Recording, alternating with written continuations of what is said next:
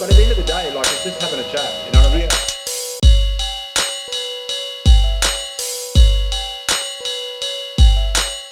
Hello and welcome to another episode of Coffee with SamPaul. We are at Cafe 228 on Grote St, Adelaide, owned by the infamous Jamie, great musician in his own right, but also runs this amazing cafe, great coffee. But more importantly, I'm sitting with a lovely lady by the name of Shelley Dunstan, who is a performer in this year's Adelaide Cabaret Fringe Festival with her show Raining Red Roses. Shelley, how are you? I'm very well, thank you. Excellent, that's good to hear. Now I have to ask, because this is a thing I'm starting to do more and more, what coffee are you drinking today? I'm always interested. It's my usual flat white. Flat white. Excellent. Well, I've got my usual. Haven't tried it yet. Okay, well, we'll save the judgment for later. Yeah, I've got my usual oat mocha. Most people that watch the show would know that that's my go-to coffee wherever I go. So I like the oat mocha. So nice bit of froth on top, very nice and thick. I best try this myself. Make sure that I'm not talking them up for no reason. No, it's good. It's good. It's always good here. It is, I have to say. Beautiful. So, tell me a little bit about Raining Red Roses. So, how did it come about? And is this the first time you've done it? No, I did the show in Fringe in February. Yep. So this is the second season for it. Oh, fantastic. And it's called Raining Red Roses. It's the story of Hildegard Knef, Yep. who was a celebrated actress in Germany. Oh, wow. Who actually had more success as a singer. Oh, wow. And reached the height of her popularity in the 1960s. Oh, that's amazing. I love the title. Is that a reference to something in particular? Yeah, it is. It's probably her best known song, which is it's called Raining Red Roses. It has another title in German. Yeah. So Can you say that one? Für mich soll's rote Rosen regnen. Wow. It should be raining red roses for me. Oh, And okay. that was kind of the philosophy that guided her life. She was extremely ambitious, and that was her belief. It should be raining red roses for her. She should be successful. People should love her. and I think that was the belief that always helped her to pick herself up when things were in a downhill phase, and to persevere with her career.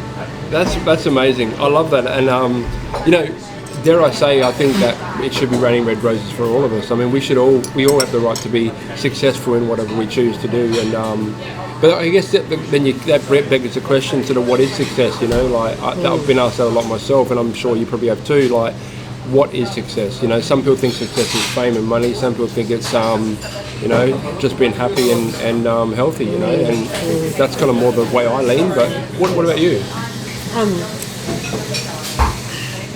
For me, success. Look, I think to do work that I enjoy, to be recognised as being good at what I do, to be able to help people also to succeed. Yeah. In my business, my motto is I help people to achieve their business and career aspirations. Oh, well, lovely. And their audacious goals. I love that word, audacious. That's such a great word. No, that's lovely. What? Just while we're on that topic, what is your work outside of the cabaret? Is it kind of related to what you do in cabaret, or is it? Not really. I work a lot with lawyers. Oh, wow. I'm a former lawyer myself. Okay. Yeah, help lawyers with their careers, with their businesses. Yeah. I've got a marketing degree as well as law, so I can help them with that. Oh, lovely. And I'm also a motivational speaker. Oh, wow. Helping people to achieve audacious goals. That's the theme of the presentation. Okay. Have you ever thought about doing a cabaret about that, like achieving goals and aspirations and encouraging people to reach their full potential? Yes, it could be a corporate cabaret. Corporate cabaret. It's funny you should say that. Not really related, but kind of in a way. I actually, my first foray into cabaret myself was actually a thing called the Creative Composers Cabaret. Yeah. And from my understanding of what cabaret was, it was not that. But let me just start by saying that. But it was really interesting because I think the people running the cabaret themselves, they were more aligned with what was traditionally known as cabaret. And then they brought this rapper out every act to do a song, which was very different. And I think, I don't know, it was kind of interesting. But and after experiencing that, I definitely would love to get more immersed in the cabaret, because as I was speaking with someone the other day who's also involved in the Cabaret Fringe, and one of the things that came out of that, besides obviously all the stuff about their show, was the fact that cabaret is not often what a lot of people kind of perceive. There's a lot more to it. It's a lot cooler, shall I say? Because I know me as a young man, when I was growing up, you hear cabaret, you go, yeah, that's like old person stuff, and it really isn't the case, is it? It has a variety of meanings. And some people think that cabaret is a dinner dance. Yeah. In Europe, cabaret means stripping. There's none of that in your show, is there? not in my show, but there's also burlesque, which is kind of merging with cabaret, and I love burlesque. There is some fantastic dance work done in those shows. Yeah, most definitely. It's very witty, very clever. Personally, I do not take my clothes off. But if you're from Europe, then the term cabaret might mean something a little more interesting, more spicy. But I think that cabaret involves stories and songs. Okay, and, that's a great.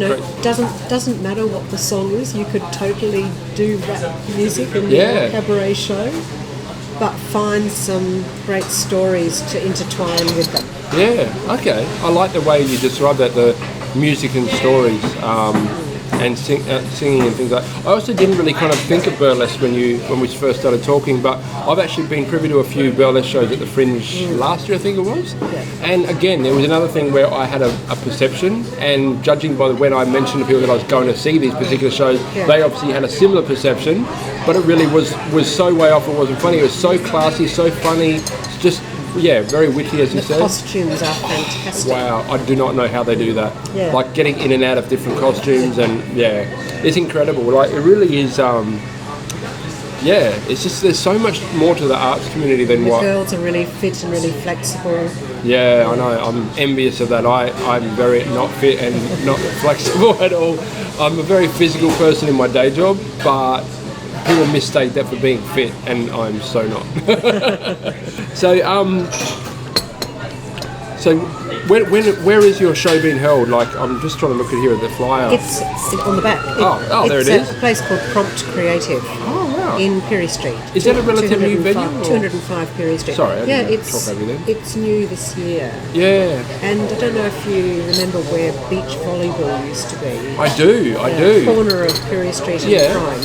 It's just to the west of there, and I think the room used to be a childcare centre. Oh, wow. So it's a shop front, which has been done up as an artistic space. They've got a little bar in the room and a stage, and they set it in cabaret style so you can have your drinks on the table. That's great. That's really good. It's interesting. I went to a show there in Fringe. A friend of mine put on a play there. Yeah. And once I was in the room, I thought, this is really nice. It's got a nice feel to it. That's funny. That's really good. I love how they repurpose things because, growing up, I didn't grow up in Adelaide. I actually grew up in Darwin's, but I've been back in Adelaide for about 21-something years now. Yeah. And, you come to know certain places as a certain thing, and then, if something happens, they shut down and they reopen it as something else. Sometimes it's very closely aligned. Like I remember the old Synagogue nightclub, for example, got reopened as church. And it was pretty much just the same place with a different name and maybe owned by different people. Yeah. But then you get something like that, where there's a childcare, and now it's a cabaret, sort of live venue, and it's just like... it's unexpected, isn't it? Yeah, it's really wonderful. I love that. I love that people can repurpose things as something completely different. And right in the middle of the CBD. Yeah. And they've got the posters in the window, and also the LED screen with shows coming up. Yeah. So, office workers on their way to the work, can walk past and see what's on. Oh, that's excellent. Great foot traffic. Yeah. It's such a great way to advertise, I think, too. Yeah, it does. Sort of harks back to the old, flyering that people do on the poles. They stick up flyers on the poles, but it's more, like strategic because it's at the venue where it's been I've got lots of posters on poles at the moment too. Oh, I bet you have. It's such a great way. And I think if it's done well, I think it also helps to beautify the city a little bit. Because you get kind of like a lot of this grey, especially like Adelaide today. It's raining in Adelaide, and you get all these sort of grey streets and grey poles and grey this and grey that, and then you get poles with these bright posters stuck up on. Look at this one here. How lovely is that? Bright red, bright yellow, and you know, it just adds specks of colour through the city. You know, I'd say the same about graffiti. Like, as long as it's done well, I think it can really add to the city a little bit. You know, it can be beautiful. Yeah. So, so what got you into cabaret? Like, you know, was it something you always wanted to do, or is it? No, I had never thought about it. Oh, okay. I'd never ever imagined that I would be doing this. I got into this, I think, in 2010. Okay. I happened to walk past La Boheme in Grote Street, and there was a poster in the window advertising an open mic night called Cabaret Live. Oh, wow. So come along and sing in front of our audience. And I had been singing in amateur rock bands, but I'd reached a stage where I was having trouble finding new rock songs that I wanted to sing. And I was looking for something more, something else. And so I decided to go along to this open mic night. And my eyes widened. Wow, I didn't know this existed. Yeah. They had a pianist who could sight read your music. So you hand your music to the pianist, you then get up on the stage and you sing it. You sing your song. It's completely impromptu. Yeah. There was no rehearsal, and you know, whatever you happened to produce on the night, that was your performance. That was it. Yeah. So you know, I mean, I like to be extremely prepared. So it was confronting, but also there was this real adrenaline rush that I liked. Yeah. Oh wow, that sounds amazing. So I went to this every month for 4 years. About 4 years, 4.5 years. 3 minutes stage time per month accumulates. Little bits of effort really accumulate. They also ran summer schools in January, so you could go for a week-long immersion. And then at the end of that, you present your 10 minutes of songs and patter that you've prepared. Yeah. From there, my cabaret friends started saying, well, where's your show? Oh, I can't do that. Yes, you can. Turned out I could. Clearly, I mean, here you are. You know, over the past decade, I suppose I've done 8 different shows that I've created myself. That's amazing. I've also been to Brazil and performed over there. Yep. Wow. It's a bit of a long story, but I met a guitarist in Brazil through Facebook. Oh. And he's been to Adelaide twice, and I've been to Brazil twice. Yep. And I'm going again in August. Oh, lovely. Yeah, so that is amazing. You know, so that has really widened my world. Yeah, I can imagine. Yeah. And how were you received over in Brazil? Because I dare say it'll be a very different sort of culture over there. Well, yes, it is. And the music that I was singing was bossa nova from the 1960s. Oh, wow. So, of course, Brazil's moved on from bossa nova. They're now into hip hop. Oh, really? Yeah, they're into wow. funk and hip hop. They love that kind of music. Yeah, awesome. But and bossa nova is like classical music to them. But you know, people came. They were friendly. They enjoyed the music. One night we performed in a pub and we did bossa nova as rock music. Oh, wow. With a really hot drummer in the group. Yeah. And just add a bit of extra makeup, muss up your hair, a bit of extra attitude, and you've got a rock song. Oh, now that would have been something I'd love to have seen. Yeah, I don't suppose you've got any footage of that. No, not from that night, unfortunately. Yeah, that would have been great. You know what? One thing I picked up on what you mentioned is how you said you met this guitarist through Facebook. Like, how amazing is that? Like, that was unheard of, like, 15 something or more years ago. Absolutely. So, and on LinkedIn, business people are actively connecting with strangers in order to do business with them. Exactly. It's opened up so many new possibilities. It is. I mean, obviously you have to exercise caution, as we sort of highlighted, but it is a great way to connect, and outside of your usual social and physical circles. As you said, Brazil. It's amazing. I mean, would you have met him before had you not? Never. Exactly. How could you? Yeah. So I have to ask though, what's next for you after the Cabaret Fringe? What have you got? What's next cabaret wise? Well, I go to Brazil in August. In August, yeah. I'll be performing over there. I'm doing a 1-week music program in Rio. We'll be learning different styles of Brazilian music and rhythm. Oh, amazing! And going to clubs to hear those music in the natural styles. habitat. Yeah. And then my plan is for next Fringe, I'll bring my Brazilian friend to Adelaide Oh, wow. again, so that we'll perform in Fringe. So it'll be a Brazilian show. That would be incredible. Probably March 24th. Oh, wow. I definitely look forward to that. That's really cool. And he's written some of his own songs, and I've written English lyrics for the songs. Interesting. I like the sound of that. I very much look forward to it. So you're looking at like March of next year. That's great. I'll definitely That's the plan. I'm on the mailing list for the Fringe, so I'll keep my ears to the ground and have to come check that out. That'll be awesome. Just really quickly, so what dates is your show running? Friday and Saturday, 2nd and 3rd of June. So thank you so much, Shelley, for coming on the show. It's really interesting to have a chat with you about your cabaret show, and I wish you really all the best with that. And certainly with the Brazil show as well, that sounds exciting. I'll definitely keep an eye out for that.